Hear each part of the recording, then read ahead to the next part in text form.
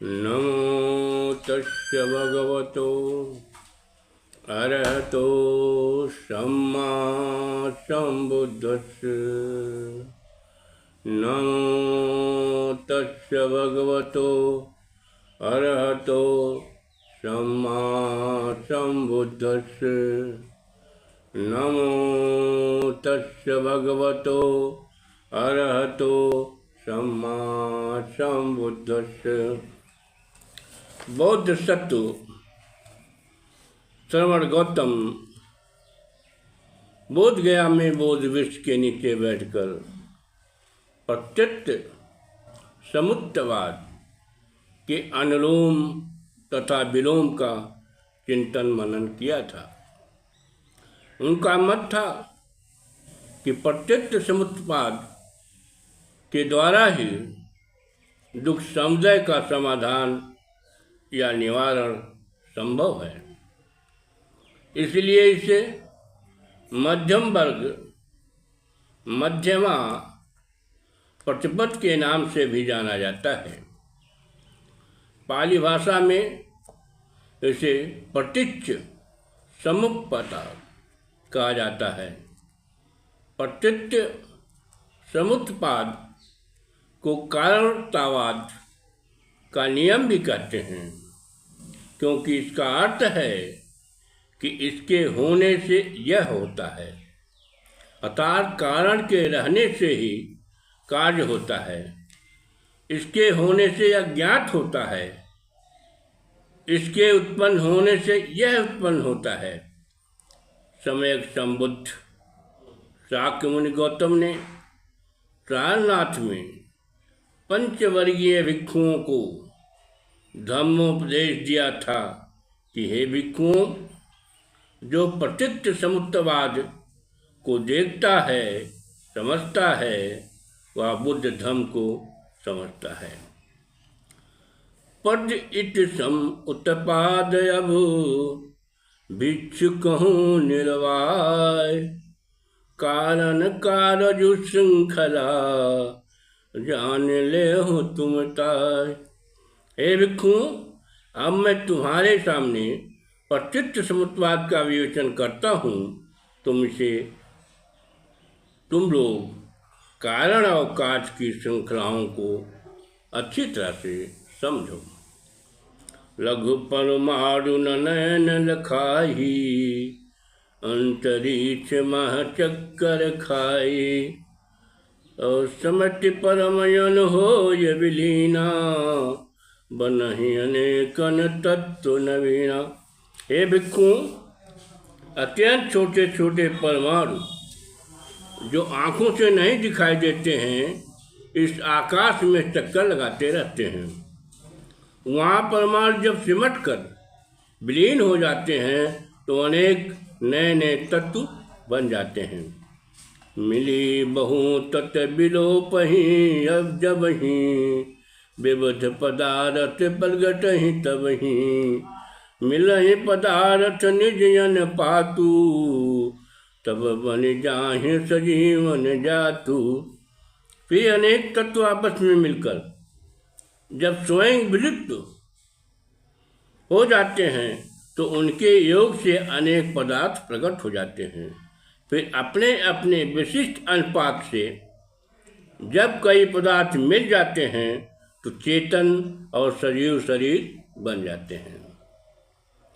बनहि पदार्थ देहि नसाने, प्रगट ही तत्व पदार्थ विलाने, विकसित तत्व बनहि परमाणु, यह विधि चक्र रहे गतिमानु।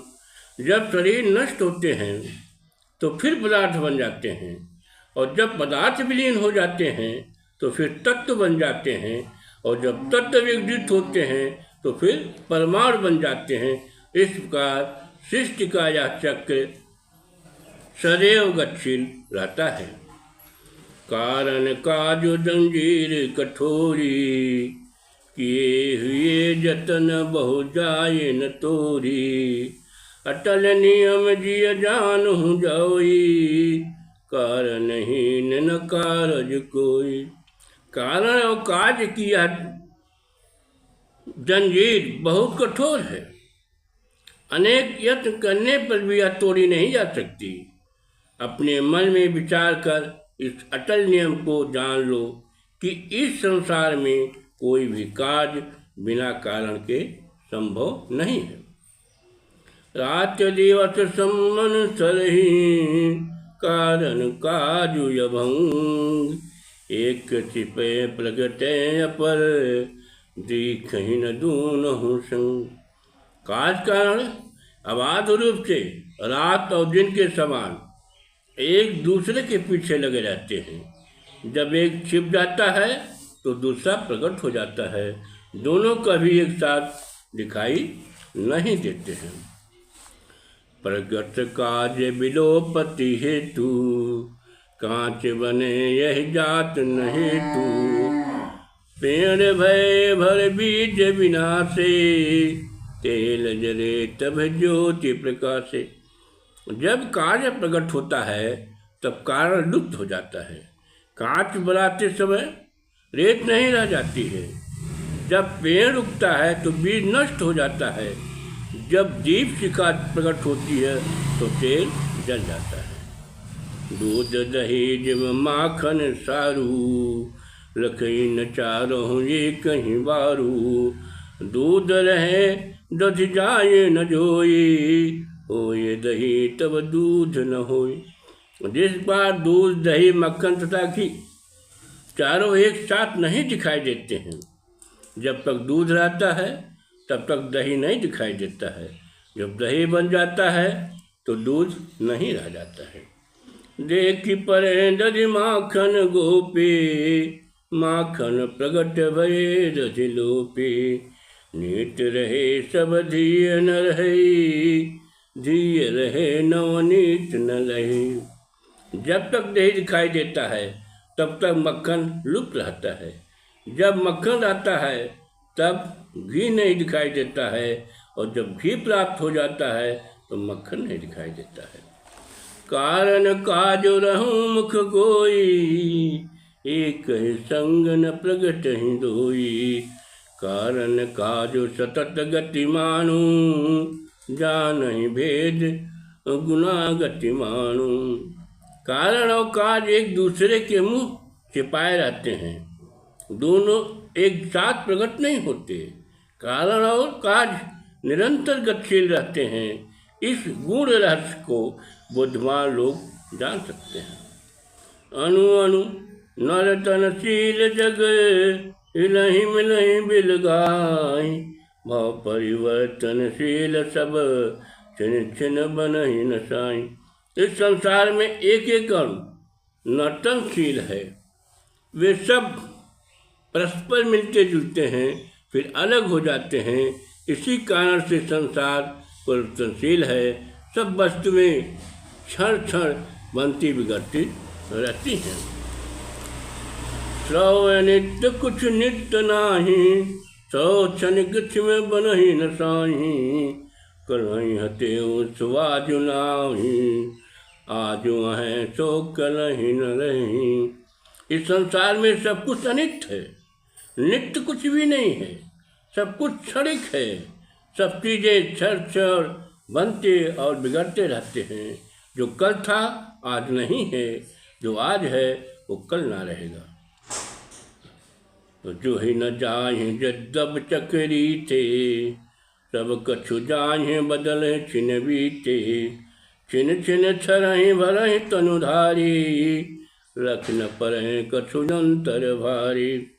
यद्यप नंगी आंखों से संसार में क्षण होने वाला परिवर्तन दिखाई नहीं देता है, तो भी एक क्षण बाद ही सब कुछ बदल जाता है। भले ही कोई बड़ा अंतर दिखाई ना पड़ रहा हो, पर संसार के सभी शरीरधारी क्षण क्षण घिसते रहते हैं, क्षण क्षण मरते रहते हैं। बालक होय तनुन पुन बूढ़े, जान न पामहि मोन बिहोरे। कारण काजु रहित जो होई, विश्व है यश वस्तु न कोई। इस परिवर्तन के नियम के अनुसार ही बच्चे जवान होते हैं और जवान बूढ़े हो जाते हैं, पर वे अज्ञानवश परिवर्तन के इस नियम को नहीं समझ पाते हैं। बिन कछु होय न कछु भव माही, निपट स्वयं भव संभव नाही। सब छिन मंगुल मंगल केहू, परम प्रबुद्ध बुद्ध मत येहू। बिना कुछ के संसार में कुछ नहीं हो सकता। कोई बिल्कुल अपने आप ही हो जाए, क्या बात संभव नहीं है। इस प्रकार संसार में सब कुछ क्षणभंगुर है, ऐसा कोई नहीं है। क्षणभंगुर न हो परम प्रबुद्ध बुद्ध का यही मत है। मंडन पक्षी परिवर्तित धर्म के प्रमुख आधार हैं। नमो बुद्धाय।